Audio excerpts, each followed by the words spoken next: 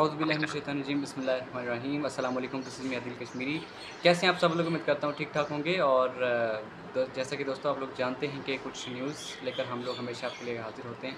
तो जैसे कि आप लोग जानते हैं कि पाकिस्तान और भारत के दरमियान जो है वो पीर के रोज़ दोपहर 12 बजे डीजीएमओज़ के दरमियान मुलाकात होनी थी, जिसमें जंगबंदी के हवाले से मुज़ाकरात वग़ैरह होने थे।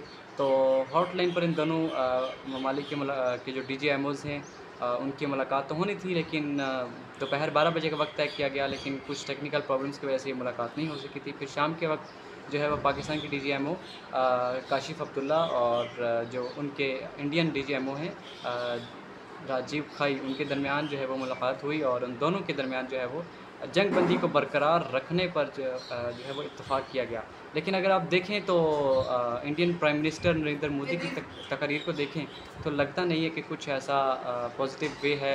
हमें तो यही लगता है कि India will come and retaliate, because जो पाकिस्तान ने उसके साथ कर दिया है, तो वो मेरा नहीं ख़्याल कि इंडिया टलेगा। इंडिया शायद वार करने से नहीं हटेगा। उसका पूरा इरादा है पाकिस्तान के ख़िलाफ़ हथियार उठाना, पाकिस्तान को एक मतलब फिर से नुकसान पहुँचाना।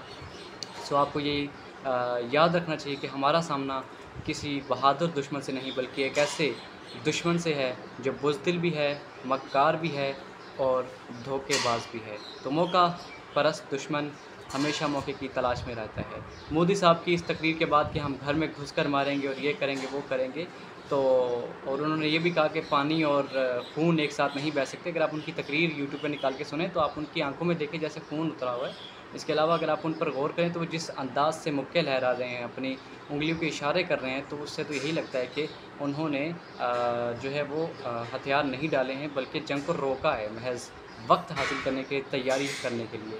तो कोई मसला नहीं, आएँ मोदी साहब, हमारी अफ़वाज तैयार हैं। इंशाल्लाह जो इस बार आपके साथ करेंगे, इंशाल्लाह इससे पहले ना कभी आपने सोचा होगा, ना कभी आपकी नस्लें ऐसा सोचने की सलाहियत रखती होंगी इंशाल्लाह। और इसके अलावा मोदी साहब की ज़हनी हालत मुझे तो लगता है बिगड़ चुकी है, चूँकि उन्होंने ट्रंप की रेड लाइन को भी क्रॉस कर दिया है। उन्होंने उनके ख़िलाफ़ टैरिफ आयद कर दिया। भाई उन्होंने कहा क्योंकि जो जंगबंदी हुई है उसका क्रेडिट ट्रंप ने लिया, डोनाल्ड ट्रंप ने कल सऊदी अरब का दौरा भी किया। 2 रोज़ा सऊदी अरब गए हैं डोनाल्ड ट्रंप, अमेरिकन सदर जो हैं वो 2 रोज़ा दौरे पर, और वहाँ पर भी उन्होंने जनाब क्रेडिट लिया है कि देखें जी, मैंने पाकिस्तान और इंडिया की जंगबंदी जो है वो करवाई, और तिजारत के हवाले से जिस तरह से इस टूल को मैंने यूज़ किया, इससे पहले किसी ने यूज़ नहीं किया। तो येस, इंडिया उस पर जो है वो तप चुका है। डोनाल्ड ट्रंप के ऊपर बड़ी शदीद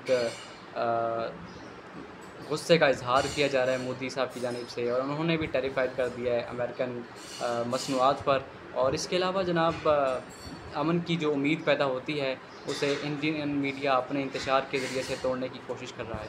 तो परसों रात ये मोदी साहब की तकरीर थी, लेकिन उसके बाद फिर ये हुआ कि अगले ही दिन मोदी साहब जो है वो अपने उधमपुर, आदमपुर के इलाकों में भी उन्होंने दौरा किया, अपने एयर फ़ोर्स के जवानों से मिले, जहाँ के जिनके चेहरों पर मसनूई मुस्कुराहट थी, और दुनिया को उन्होंने ये दिखाने की कोशिश की कि यस वी आर नॉर्मल, और फलां-फलां जो भी उनके झूठा प्रोपेगेंडा उसको उन्होंने उजागर करने की कोशिश की।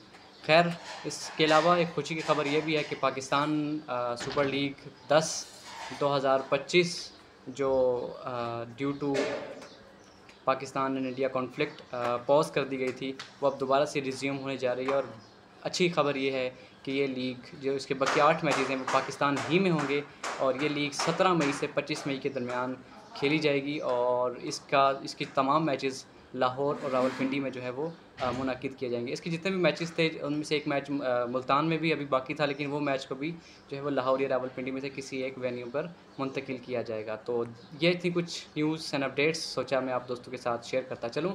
तो उम्मीद है कि भारत अपने नापाक हरकतों से बाज़ आएगा, और अगर नहीं आता तो फिर हमें भी तैयार रहना चाहिए। दुश्मन के लिए यही पैगाम है कि अगर तुम आओगे तो हम तुमसे अगर तुम एक कदम बढ़ाओगे तो हम 10 कदम बढ़ाएंगे, और अगर तुम एक गोली चलाओगे तो हम 10 गोलियां चलाएंगे। अल्लाह का शुक्र है कि हमारी फ़ौज, हमारी मुसल्लह अफ़वाज पूरी तरह से तैयार हैं, हर तरह से वो तुम्हारा मुकाबला करने के लिए तैयार हैं। और पाकिस्तानी अवाम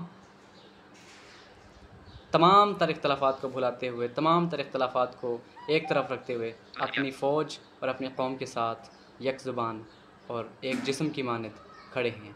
पाकिस्तान ज़िंदाबाद, पाक फ़ौज, पाइंदाबाद। इंशाल्लाह मिलते हैं एक और नेक्स्ट वीडियो में। तो मज़ीद अपडेट्स के लिए हमारे टिकटॉक जो पेजेस हैं और सोशल मीडिया दीगर प्लेटफॉर्म्स को फॉलो ज़रूर कीजिएगा। इंशाल्लाह मिलते हैं एक और अच्छी और मज़ेदार वीडियो में नई अपडेट्स के साथ। तब तक के लिए stay tuned and stay with us. अल्लाह हाफ़िज़।